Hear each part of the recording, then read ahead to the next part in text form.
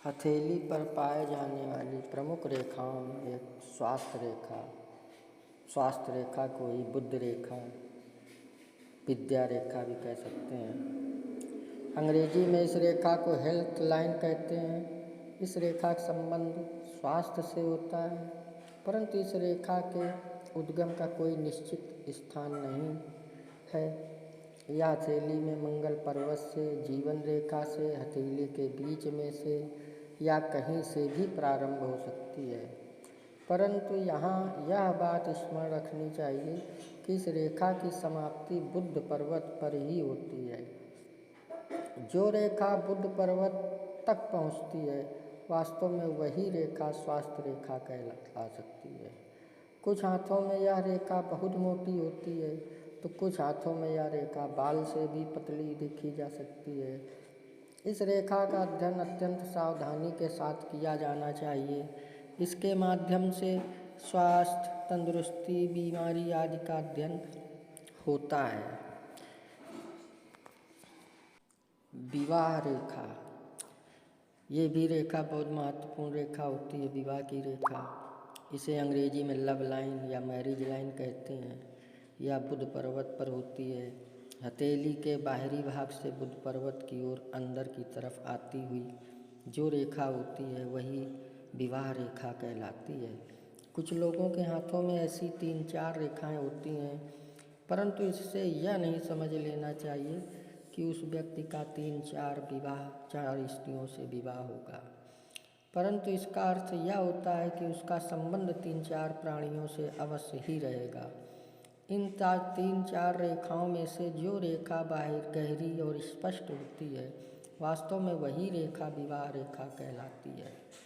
कई बार यह भी देखने में आया है कि व्यक्ति के हाथ में विवाह रेखा होते हुए भी वह आजीवन कुंवारा रहता है।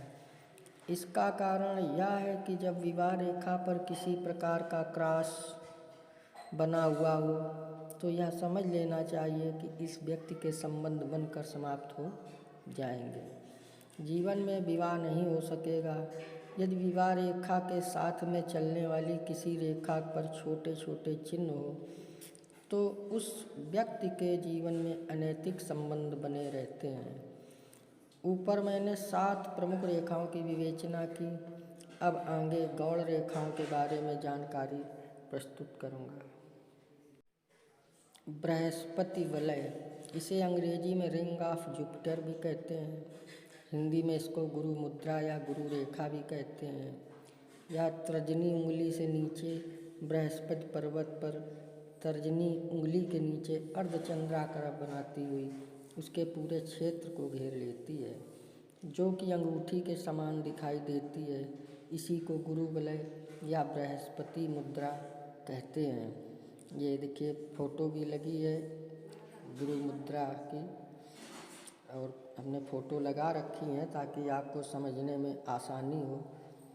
मंगल रेखा, इसे अंग्रेजी में लाइन ऑफ मार्स कहते हैं।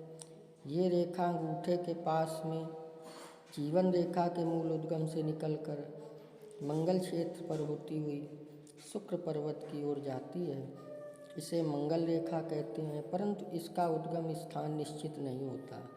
कुछ लोगों के हाथों में यह जीवन रेखा के बीच में से, तो कुछ हाथों में यह जीवन रेखा के बराबर चलती हुई भी दिखाई देती है। शुक्र क्षेत्र की ओर जब यह रेखा बढ़ती है, तो वह जीवन रेखा से दूर हटती जाती है। हथेली में इस रेखा का महत्व बहुत अधिक माना गया है। ये थी कुछ प्रमुख रेखाओं की विस्तृत जानकारी। अगर आप हमारे चैनल में नए आए हों तो सब्सक्राइब करें, लाइक करें, शेयर करें।